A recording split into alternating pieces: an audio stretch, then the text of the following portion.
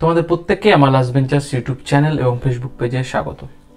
আজকে কয়েকটা গুরুত্বপূর্ণ আমি রিজনিংয়ের কোশ্চেন রেখেছি আমার ভিডিওতে, যেগুলো আসন্ন তোমাদের পশ্চিমবঙ্গের পুলিশের যে সমস্ত পরীক্ষাগুলো রয়েছে সেই পরীক্ষাগুলোতে আসবে।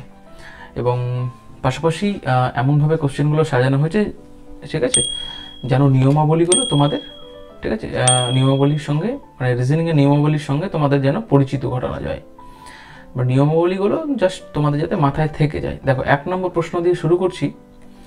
0, 6, 24, 60, 120, 210, তাহলে জিজ্ঞাসা চিহ্ন জায়গায় কি বসবে?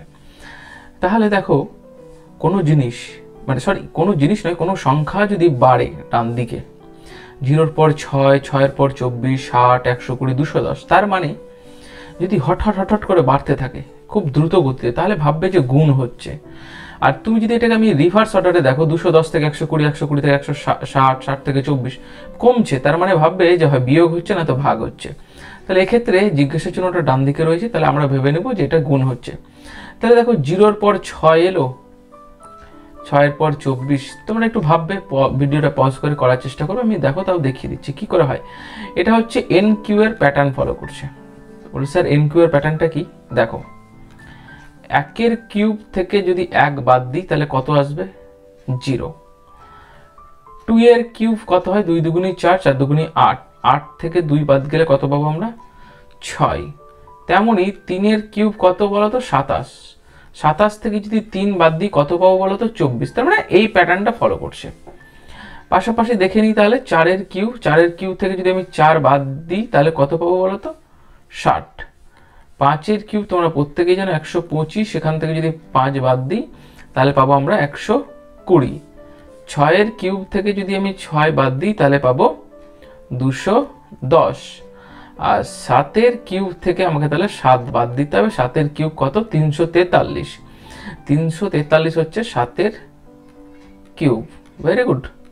এবার এখান থেকে তোমাকে 7 বাদ দিতে হবে, তাহলে কত পাবো? 40 থেকে 7 বাদ যদি দিই তাহলে পাচ্ছি আমরা 333, 336 অ্যান্সার হবে। 336 হচ্ছে এটার সঠিক উত্তর, অপশন সি। ঠিক আছে, 10 থেকে 13 থেকে 7, ঠিক আছে, 40 থেকে 3 আর 3, 336। আচ্ছা, পরবর্তী দেখুন, এক ধরনের রিজনিং রাখিনি, বিভিন্ন ধরনের রিজনিং রয়েছে, দেখবে।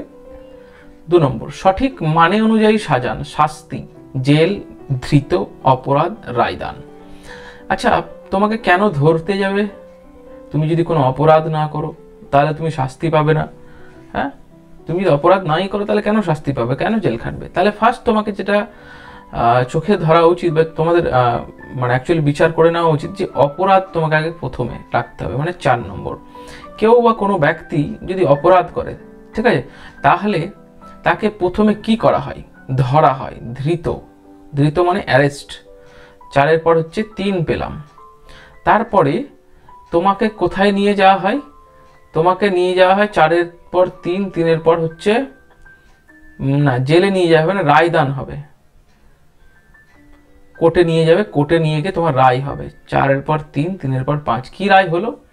যে তোমাকে শাস্তি দেওয়া হলো। 4, 3, 5, 1, 4, 3, 5, 1, কি শাস্তি দেওয়া হলো? ঠিক আছে, তুমি মারপিট করেছো, তোমাকে 14 দিনের জেল হেফাজত দিয়েছে বিচারক। তাহলে 4, 3, 5, 1, 2। প্রথমে তোমার অপরাধ করেছো বলে তোমাকে ধরা হয়েছে, পুলিশ ধরেছে। পুলিশ ধরার পর তোমাকে কোর্টে নিয়ে গিয়ে কোর্টে এখানে রায়দান দিয়েছে জজ সাহেব, তার ভার্ডিক্ট দিয়েছেন। তারপরে তোমার শাস্তি কি দিয়েছেন জজ সাহেব? যে তোমার 14 দিনের জেল। 43512, দেখো 43512, অপশন সি হচ্ছে এটার সঠিক উত্তর। চলো পরবর্তী দেখে নিই। 3 নম্বর, ব্লাড রিলেশনের একটা প্রশ্ন রেখেছি আমি। একটি মহিলার ছবি দেখিয়ে রাকেশ বলল, তিনি হলেন আমার ঠাকুমার একমাত্র ছেলের মেয়ে, তবে মহিলাটি রাকেশের কে হলেন? সমস্ত মানে অ্যাকচুয়ালি ব্লাড রিলেশন করতে গেলে একটু ছবি যদি এঁকে নাও তাহলে দেখবে যে খুব তাড়াতাড়ি ইজি ওয়েতে হয়ে যায়। তুমি ব্লাড রিলেশনের এই যদি ট্রিক্সগুলো জেনে থাকো, ঠিক আছে, তবেই ব্লাড রিলেশন খুব একটা সমস্যার সৃষ্টি করে না পরীক্ষার ক্ষেত্রে, কিছু করবে না। দেখো, একটি মহিলার ছবি দেখিয়ে রাকেশ বলল, তাহলে তুমি এখানে লিখলে রাকেশ। দেখো কি করে করবে আমি দেখিয়ে দিচ্ছি। কি লিখলে এখানে? রাকেশ। একটি মহিলার ছবি, তার মানে এটা ধরো মহিলা,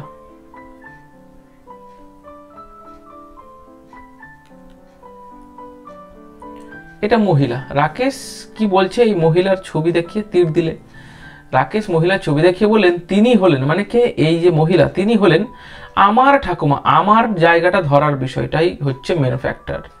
এই আমার আমার সবসময় তুমি যদি ধরে নিতে পারো তাহলেই তোমার ব্লাড রিলেশন হয়ে গেল। আমার মানে রাকেশের, রাকেশের ঠাকুমা, রাকেশের, এটা কে লিখো, রাকেশের ঠাকুমা। তাহলে রাকেশের সঙ্গে সম্পর্ক বলে রাকেশ দিয়ে তীর দিয়ে দিলাম। রাকেশের ঠাকুমার একমাত্র ছেলে, রাকেশের ঠাকুমার একমাত্র ছেলে, ছেলেটা কে, একমাত্র, আর কোনো ছেলে নেই। মেয়ে থাকতে পারে, মেয়ে তো বলেনি। আচ্ছা, একমাত্র ছেলের মেয়ে, একমাত্র ছেলের মেয়ে কে, এই যে এই মহিলাটা। এবার তুমি দেখো এই ছবি দেখে, রাকেশ মহিলাকে দেখে বললেন, মহিলার ছবি দেখিয়ে বললেন তিনি হলেন আমার ঠাকুমার একমাত্র ছেলের মেয়ে। তাহলে ঠাকুমার যে ছেলে, আবার সে আবার একমাত্র, ঠিক আছে, মানে এখানে যেহেতু বোন নেই তাহলে বোন দরকারও নেই, লেখার কিছু প্রয়োজন নেই, যেহেতু একমাত্র ছেলে মানে একটাই ছেলে ধরে নিতে হবে।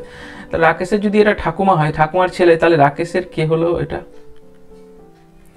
রাকেশের, এটা হলো বাবা।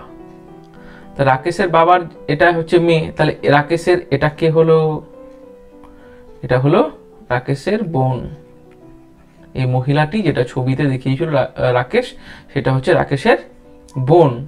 অপশন এ হচ্ছে সঠিক উত্তর।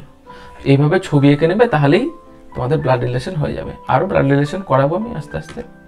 4 নম্বর, এটাও ব্লাড রিলেশনের একটা রিজনিং। পি হলো কিউ এর বাবা এবং আর হলো এস এর ছেলে। টি হলো পি এর ভাই, কিউ হলো আর এর বোন, তবে এস টি এর সম্পর্কে কে হন? একদম ঘাবড়াবে না এর সবে। দেখো আমি যেভাবে করছি তোমরা সেভাবেও করবে পরীক্ষা হলে। বলছে পি হলো কিউ এর বাবা, বাবা সবসময় মাথার উপরে থাকে, তাহলে বাবাকে উপরে রাখবেন। তাহলে পি হলো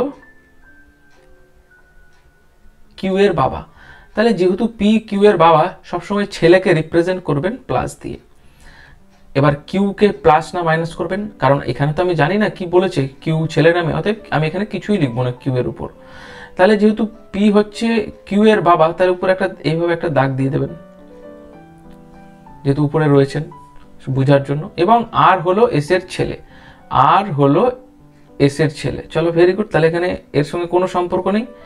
আর হলো, এখানে লিখলাম এস এর ছেলে, তাহলে আর হলো এস এর ছেলে, তাহলে আর এর মাথায় প্লাস, আর এস হচ্ছে পিতা, সরি পিতাও বলবো না, কারণ পিতা বা মাতা আমি বলতে পারি না, শুধু কারণ হচ্ছে এস ছেলেও হতে পারে মেয়েও হতে পারে, ওই জন্য এখানে আমি একটা দাগ দিলাম। তাহলে আর কি করলাম, আমি প্লাস করলাম, কারণ আর হলো এস এর ছেলে বলে দিয়েছে। বলছে টি পি এর ভাই।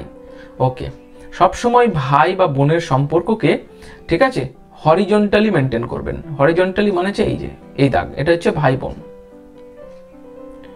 ভাই বোন করতে পারেন, বা এই রিপ্রেজেন্ট করবেন স্বামী স্ত্রী, এই হরিজন্টাল লাইনকে। আর এই যে এই লাইন, ঠিক আছে, ভার্টিক্যাল, এটাকে আপনি রিপ্রেজেন্ট করবেন, ঠিক আছে, বাবা মা সঙ্গে কার, সন্তানের, তাহলেই হয়ে গেল। বলেছে টি হলো পি এর ভাই। চলো পি এর যদি ভাই হয়, আমি কি বলেছি একটা সোজা দাগ দিয়ে দিলেন, টি হলো পি এর ভাই, তাহলে টি এর মাথায় প্লাস, কারণ বলে দিয়েছে পি এর ভাই টি। কিউ হলো আর এর বোন। ও আচ্ছা, দেখো কিউ হলো আর এর বোন, তাহলে বোন হলে পাশাপাশি থাকলে কিউ এর মাথায় মাইনাস, কারণ এখানে আমরা স্টেটমেন্টে পেয়ে গেছি কিউ হচ্ছে মহিলা। তাহলে এই যে ভাই বোন হলে, আমি বলেছিলাম এই যে ভাই বোন হলে হরিজন্টাল লাইন মেনটেন করবে। তবে এস টি এর সম্পর্কে কে হন? তাহলে তোমাকে বলতে হবে এস টি এর সম্পর্কে, মানে টি এস কে কি বলবে। ওকে, তাহলে দেখো পি এর মেয়ে হচ্ছে কিউ,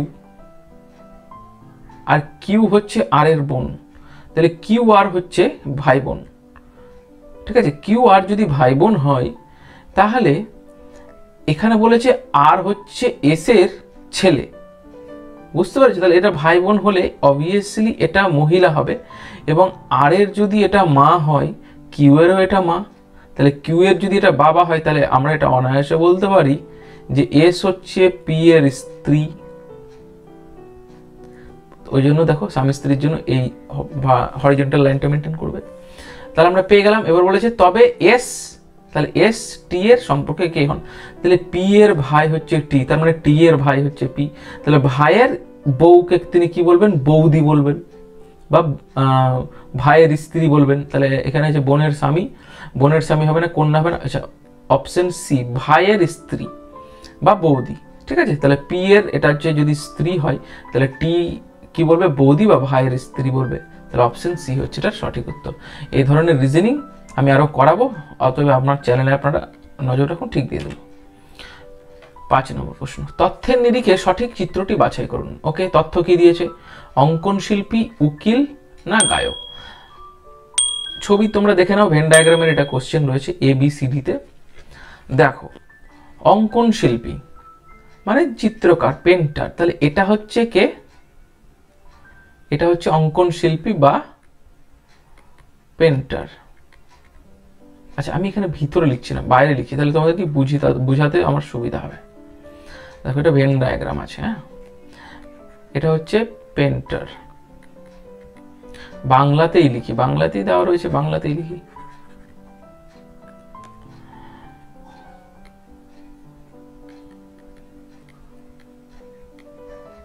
অঙ্কন, এটা হচ্ছে অঙ্কন শিল্পী। এরপর বলছে উকিল, তাহলে যারা অঙ্কন শিল্পী তারা তো উকিলও হতে পারে, এটা হচ্ছে উকিল। বুঝতে পারলে? তার মানে এই যে এই অংশটা তোমরা দেখতে পাচ্ছ, এই অংশটা হচ্ছে কি বলতো, যারা উকিল তারা আবার আঁকতে ভালোবাসে বা অঙ্কন শিল্পী, বা যারা অঙ্কন শিল্পী তারা উকিল। কিন্তু এই যে এই পোর্শনটা আমরা দেখছি, আমি কারসারটা ঘোরাচ্ছি, এই পোর্শনটা শুধুমাত্র উকিল, তারা অঙ্কন শিল্পী নয়। আর এই পোর্শনটা হচ্ছে তারা অঙ্কন শিল্পী, তারা কিন্তু উকিল নয়। তারপর বলছে গায়ক। আচ্ছা খুব ভালো প্রশ্ন। দেখো এবার হচ্ছে আমি, আচ্ছা আচ্ছা এক সেকেন্ড, গায়ক, তাহলে গায়ক দেখো আগে কি করে আঁকবো, এটা হচ্ছে গায়ক। বলবে যে স্যার এটা কি করলেন, দেখো এই যে এই পোর্শনটা রয়েছে, ঠিক আছে, এই যে এই পোর্শনটা হচ্ছে কিছু গায়ক যারা উকিল, বুঝতে পেরেছো তো। এই পোর্শনটা রয়েছে কিছু অঙ্কন শিল্পী যারা গায়ক, আর এই যে এই পোর্শনটা রয়েছে, এই পোর্শনটা হচ্ছে তারাই যারা উকিল, তারা আবার আঁকতে ভালোবাসে, তারা আবার কি বলতো গায়ক। এই মাঝখানের পোর্শনটা, এক সেকেন্ড দাঁড়াও, ভালো করে আরো বুঝিয়ে দিচ্ছি। এই দেখো এই পোর্শনটা, এই যে এই পোর্শনটা না, যেহেতু লাইনটা মানে যে তোমার সার্কেলটা উকিল অঙ্কন শিল্পী তিনটেকে ক্রস করেছে, তাহলে এই মাঝের এই জায়গাটা রয়েছে, এই জায়গাটা হচ্ছে কি, এই জায়গাতে যারা রয়েছে তারা হচ্ছে অঙ্কন শিল্পী, তারা আবার উকিল, তারা আবার রাত্রে গানও করে, ঠিক আছে। আর এই পোর্শনটা হচ্ছে কি বলতো, এই পোর্শনটা হচ্ছে শুধুমাত্র যারা গায়ক তারা আঁকে, তারা কিন্তু উকিল নয়। আবার এটাও বলতে পারি এই জায়গাটা হচ্ছে উকিল যারা গায়ক কিন্তু অঙ্কন শিল্পী নয়, কিন্তু এইখানে সবাই অঙ্কন শিল্পী, উকিল আর গায়ক, ঠিক আছে। তুমি তো এটা বলতে পারো না যে যারা উকিল তারা গান করতে পারে না, বা যারা গায়ক তারা উকিল হতে পারে না। তাহলে এটা সঠিক উত্তর অপশন এ। দেখো এই চিত্রটার সঙ্গে এই চিত্রটার মিল রয়েছে, তাহলে বাকিগুলো হবে না, ঠিক আছে। তাহলে আজকের মতো আমি এই আমার ছোট্ট রিজনিং এর ভিডিওটা তোমাদেরকে দিলাম, তোমরা দেখবে আরো এই ধরনের ছোট ছোট বিভিন্ন ধরনের রিজনিং নিয়মকে বেস করে আমি কিন্তু আমার চ্যানেলে দিতে থাকবো। পাশাপাশি আরো বিভিন্ন রিজনিং, তারপরে ম্যাথ, জিকে, জিএস, তারপরে তোমার ইংলিশ, জেনারেল ইংলিশের পার্টগুলো কিন্তু ভিডিও আকারে আমি আমার চ্যানেলে ডেইলি দিচ্ছি, তোমরা অবশ্যই দেখবে, ঠিক আছে। ভালো লাগলে অবশ্যই কমেন্ট করবে। থ্যাংক ইউ, জয় হিন্দ, বন্দে মাতরম।